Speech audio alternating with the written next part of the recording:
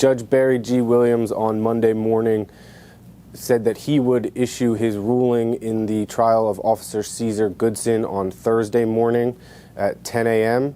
That followed closing arguments in the trial of Officer Goodson in the death of Freddie Gray from both prosecutors and defense attorneys.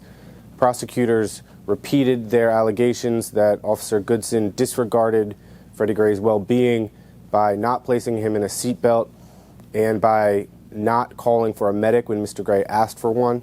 The defense repeated its claims that Officer Goodson did everything according to his training and what was told to him by other officers. They said all of his actions were reasonable. And they also criticized the prosecution for its case. They said the prosecution was playing sleight of hand, alleging that Officer Goodson gave Mr. Gray a rough ride, but then straying away from that theory during the trial. The judge also had questions for both sides. He had a number of questions for the prosecution along the same lines as the defense in terms of the rough ride. He asked prosecutors whether a rough ride requires intent and asked them what evidence they had produced to show that intent.